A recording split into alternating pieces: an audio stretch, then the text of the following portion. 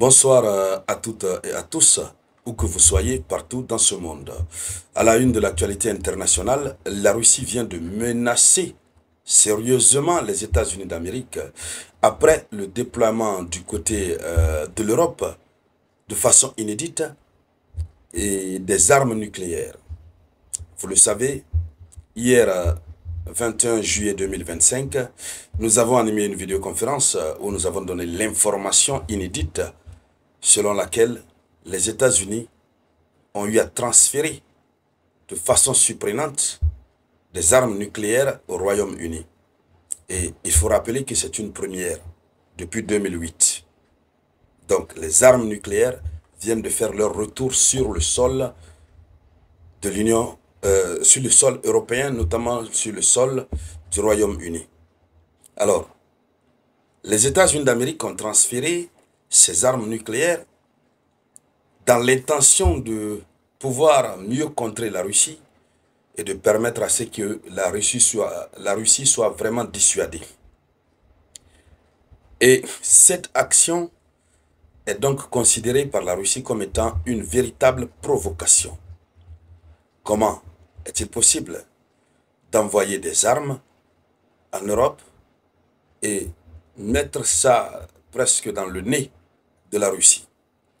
Pour un pays comme le Royaume-Uni, qui s'est dit être neutre, qui s'est dit être signataire du traité de non-prolifération des armes nucléaires, comment est-ce que cet État-là qui dit que lui-même, il ne touche pas au nucléaire, comment cela peut se faire qu'on transfère des armes nucléaires d'une capacité dangereuse sur son territoire? La Russie est en ligne de mire, la Russie est donc provoquée. Et c'est ce qui entraîne la réaction illico dada de la Russie. Alors, la Russie émet donc un avertissement. Et de cet avertissement, nous comprenons que la donne a changé. La donne a changé. L'escalade est vraiment en cours et que ça risque de péter. Et donc, il s'agit de quel type d'avertissement? C'est donc de cela que nous allons parler dans le cadre de cette vidéoconférence que je vous demande à toutes et à tous de partager au maximum. Mettez beaucoup de likes. N'oubliez toujours pas de cliquer sur s'abonner si c'est votre première fois de tomber sur ma vidéoconférence. Allons-y donc dans les profondeurs. Ce sont des tensions nucléaires. La Russie menace donc de rétorsion. Elle menace de rétorsion suite au déploiement des bombes américaines au Royaume-Uni.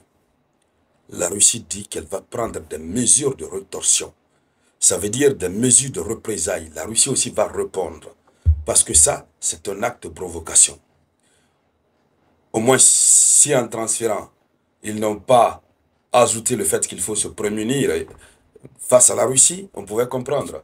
Il faut d'ailleurs dire que depuis très fort longtemps, l'Amérique déployait des armes nucléaires en Europe. Mais l'Amérique avait toujours refusé de reconnaître qu'elle déployait des armes nucléaires en Europe. L'Amérique n'a jamais accepté de reconnaître cela officiellement. Mais cette fois-ci, c'est officiel. Oui. Donc, ce qui met la Russie dans une position, on va dire, de légitime défense, selon les Russes, ils se sentent donc dans l'obligation de réagir, de répondre face à ce qu'ils appellent provocation. Alors, la Russie a émis un avertissement urgent affirmant qu'elle prendra des mesures de rétorsion en réponse au déploiement par les États-Unis d'Amérique de bombes nucléaires tactiques en Grande-Bretagne. Il faut rappeler que ce sont des bombes nucléaires tactiques. Donc ce déploiement marque le retour de ces armes sur le sol britannique pour la première fois depuis 2008. Ça, c'est vraiment le signe d'une escalade. Depuis 2008, ces bombes ont quitté le territoire britannique et ça revient. Ça veut dire qu'ils sont vraiment en train de se préparer. Et la Russie aussi doit donc se préparer. Mais quelle est la mesure de rétorsion que la Russie veut prendre ou qu'elle va prendre? Rien n'est dit par rapport à ça. La Russie a simplement dit qu'elle allait prendre des mesures de rétorsion. Donc cette décision américaine de déploiement pour la première fois depuis 2008 de ces bombes nucléaires tactiques en Grande-Bretagne, elle est perçue par Moscou comme une escalade majeure et dans la région. Donc, en réponse, des analystes russes, j'allais dire, sont en train d'anticiper les mesures de rétorsion significatives. Puisque les autorités russes ont déclaré qu'elles allaient appliquer des mesures de rétorsion, mais elles n'ont pas dit réellement sur quoi portera la mesure de représailles. Les analystes anticipent.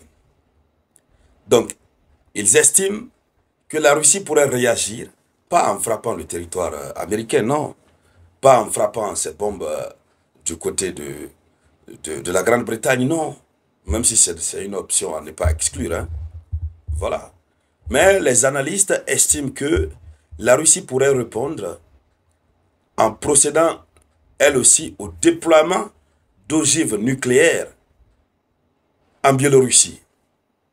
Donc, il faut déjà dire que la Russie avait déjà déployé des bombes nucléaires tactiques en Biélorussie. En 2023, cela avait fait couler assez d'encre et de salive. Ça fait pleurer les Occidentaux. Laissez-moi prononcer comme ça.